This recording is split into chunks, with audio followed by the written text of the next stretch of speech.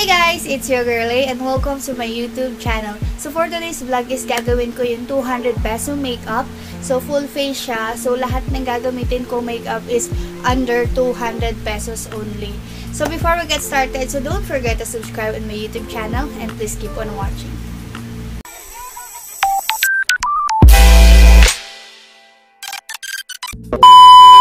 So ayun guys, let's start. So, nakasuot ako ng contact lenses ngayon. Yung contact lens ko na to, nabili ko siya sa B&G and check nyo na lang yung Instagram here. So, andun ko siya nabili. So, ano rin sila, ship nationwide. Pero meron silang physical store sa Taguig. So, ang gagamitin kong moisturizer is itong from Bench. So, itong Bench na to is 189 pesos. So, pasok na pasok siya sa 200 pesos. Itong moisturizer na to guys, sobrang tagal mo itong magagamit. As in, ayan o. Sobrang dami na nito. Tapos, magagamit mo lang siya ng pakonti-konti lang. Alam ko yung mga ganitong type ng aloe vera is pwede siya sa buhok. Pwede siya sa buong body, ganyan. And, ayan. Ayang aloe vera gel ng Bench, gustong-gusto ko siya. Pero, ang mas gusto ko talaga sa kanilang yung mist nila. Kasi sobrang ganda ng mist nila. Guys, habang nagmo-moisturize ako, minamassage ko rin yung mukha ko. Kasi mas okay yung ganun. So, aantayin ko lang siya matuyo guys. So, pag natuyo na siya, magsiset na ako ng base makeup. Ito guys, optional lang yung base makeup. Itong base makeup na gagamitin ko is from iWhite Korea. So, ito yung kanilang whitening Vita facial cream. So, ginagamit ko to ng ito lang minsan. And, ito yung base na to is 180 something lang siya. So, kahit konti lang din yung gamitin mo sa kanya, maganda na siya. Ito guys, pang base makeup siya. So, kung di mo trip mag-foundation, mag-concealer, or whatever, pero gusto mo nang may skincare pa din, dito ka sa whitening na to. Kasi ito lang yung gamitin mo guys. So, ang dewy pa ng finish niya. Kaya gusto ko siya. So, minsan guys, ganun lang yung ginagawa ko. Ito lang, tapos yung powder lang. So, since gagamit nga tayo ng full face at kailangan natin mag-base or mag-BB cream or foundation, ang BB cream na gagamitin ko is itong Maybelline Clear Smooth 8-in-1 High Protection BB Cream Anti-UV. So, meron siyang SPF 50+++, PA+++. I'm in the shade Natural. So, shake ko lang siya. So, ito guys, yung BB cream na to is nasa 150 something lang siya. Yung mga price niya guys, hindi ko sure talaga. So, pasensya kayo kasi itong BB cream na to, pwede mo siyang gamitan ng sponge or brushes lang. So, since gusto kong magkamay or gusto kong ikalat yung BB cream ko para hindi ma-soak up nung sponge yung BB cream product, ini-spread ko muna siya sa buong mukha ko, as in kinakalat ko ng ganyan. Ayan guys, since nakalat ko na siya, saka ko idadunk ng aking sponge. Ganun lang. Para guys, para hindi nasasayang yung aking BB cream. Sa BB cream na to guys, gusto ko siya. Tumatagal naman siya, okay naman siya pakasamahan. Tsaka yung BB cream guys, sobrang gaan kasi niya sa face. Kaya wala ako na-feel na mabigat sa kanya. Pag ito yung ginagamit ko So kasi hindi siya mabigat kahit powderan mo siya. Wala akong energy ngayon. Ano ba yan? Sorry. Patay energy. Itong sponge na to guys, sobrang ganda nito at mura lang to. Sa Merisal siya. Merisal yung brand niya. So, locally made siya. So, support local guys. Merisal, siya. Hindi siya fake makeup Talagang gawang Pinas siya. Hindi lang siya kilala. So, next na gagamitin ko is concealer. Yung concealer na gagamitin ko is itong 199 pesos. Pero original price daw nito is 299 pesos. Pero nakikita ko sa Maybelline, kada daan ko sa Maybelline guys, 199 lang yung price niya. So, pasok siya sa 200 pesos. Kasi kung 299 siya, hindi ko ko to gagamitin or hindi ko siya isasama. So sis, magko-correct lang tayo dyan. Ito concealer na to, hindi naman siya ganun nakakatakip ng mga dark spots.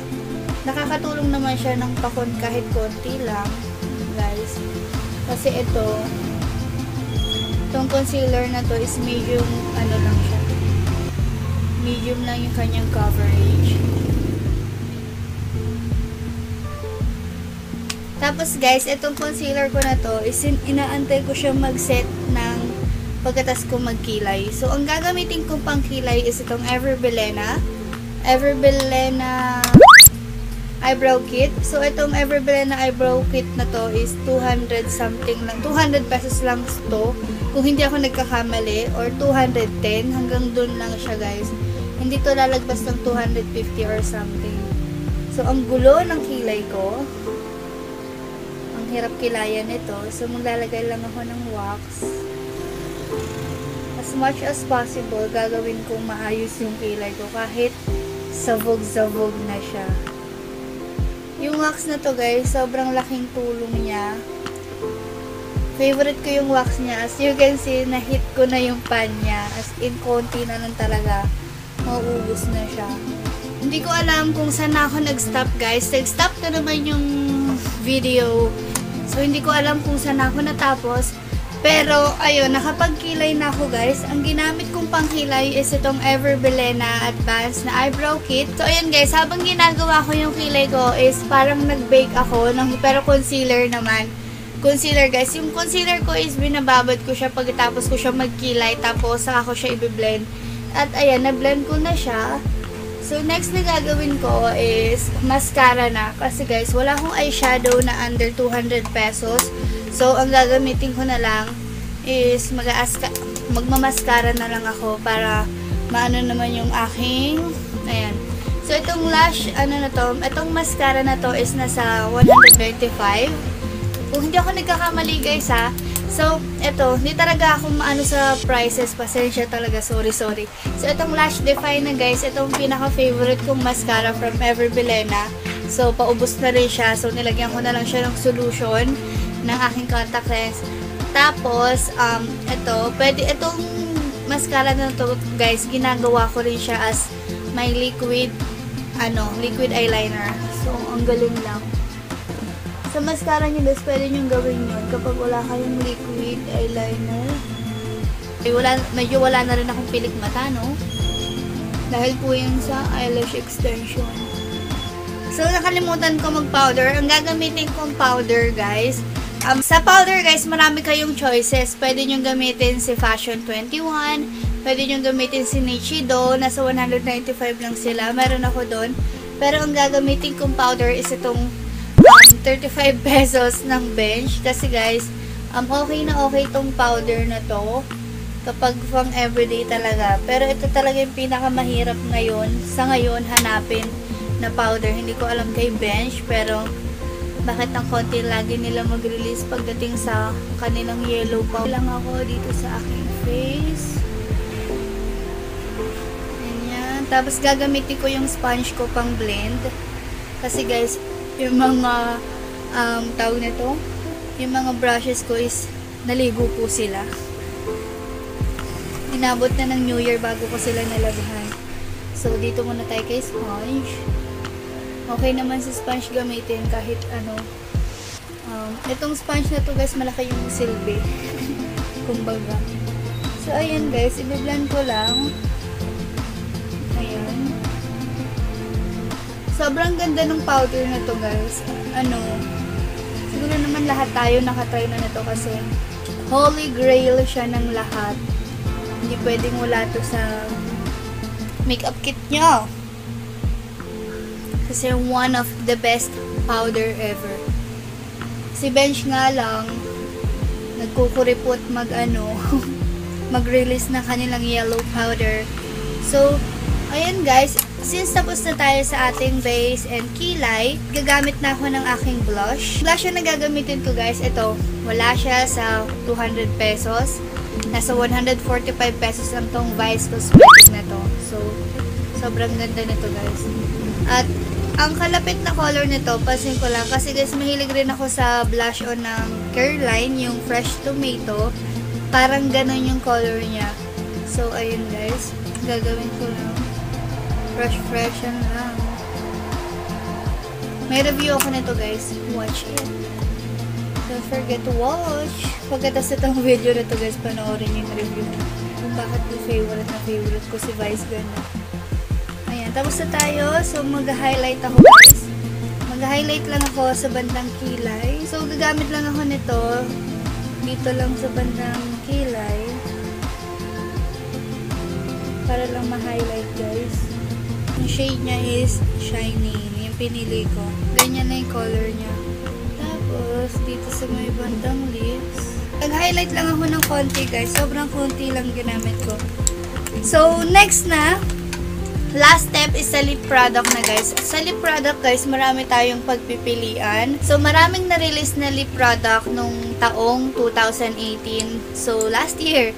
So, sobrang daming na-release na, marami kayong pagpipilian na lipstick na under 200 pesos.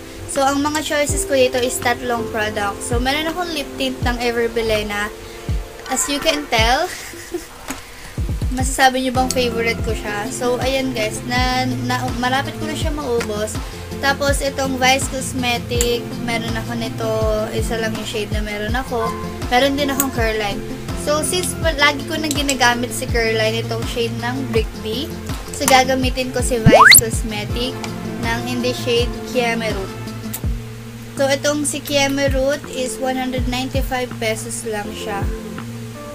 At nude siya, guys.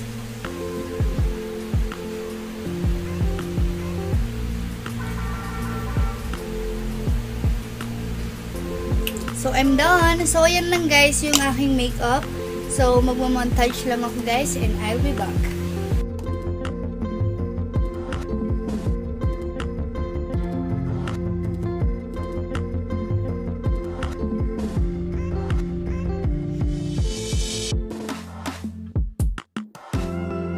That's it guys for this video. So thank you so much guys for watching. I hope na nag-enjoy kayo sa ating video for today. At kung meron man kayong i-request sa akin na gawin ko for my next video or meron man kayong video suggestion, just comment down below and like this video.